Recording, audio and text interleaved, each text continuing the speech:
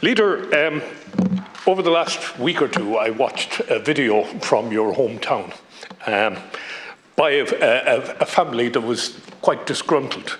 And I have to say, we're in the middle of an electoral cycle now, and for social media to publish such videos, to attempt to damage sitting politicians in their hometowns is outrageous. And it's something that Mara or whoever needs to act on. It is grossly unfair to follow politicians and to try and highlight them doing their job. That's all that the people in question did. They did their job. And from my perspective, we need to cut that out. Certainly coming up to an election, it needs to be stopped, and it needs to be stopped now. Senator Gavin brought up the issue of national school teachers. Secondary school teachers, as the Cathaoirleach will know, we stopped employing secondary school teachers back in 1996, I think it was, in full jobs. We started to hire teachers on an hour's basis. And being totally honest about it, I remember when I was president of the Teachers Union of Ireland, I had one teacher who had 1 hour a day for 5 days, which meant they weren't entitled to social welfare supplements. And it's just outrageous that anybody would do that. I know when the Cathaoirleach and myself worked in teaching, we got full jobs. We went into jobs. It was up to the school to find the hours to fill your 22 hours a week, and we found the way of doing it. What has changed? The Fixed Term Act, which protects people in employment, actually works against teachers.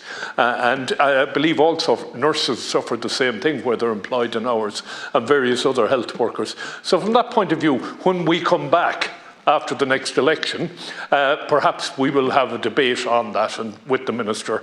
I'll probably have to wait a few months for that, but I'll be happy enough to do that. I hope your leader then as well. We might get around to it. Thank you. Senator Craughwell spoke about certain videos and visits from certain individuals to certain politicians, but you can say an awful lot more on that. It's a very unpleasant situation to go through. And certainly I think as we move towards an election, I think we all have to have a heightened awareness of the impact of the online space on the electoral process and democracy. We can't underestimate the impact of that on the electoral process. And one of the things that has yet to be addressed is the moratorium that is put on traditional media in the day of polling that is not placed on social media. And that is a gap there. I think that needs to be looked at because it's just moving at a faster pace than our laws are moving and our regulations. So it is something certainly I think we'll be probably analysing this in the aftermath of the election to see what the impact has been, because it's certainly here in terms of the distortion of the electoral process. And taking on board the point the Senator has raised in relation to secondary school teachers and the patchwork of hours that often teachers are given to try and pull together a full-time job, and that has a really direct impact on the ability to get a mortgage and to build a house, to buy a house, to start your family and all of these things. So it is something that needs to be looked at. Again, more acute in certain areas and certain subjects as well, depending on the teacher. And finally, Senator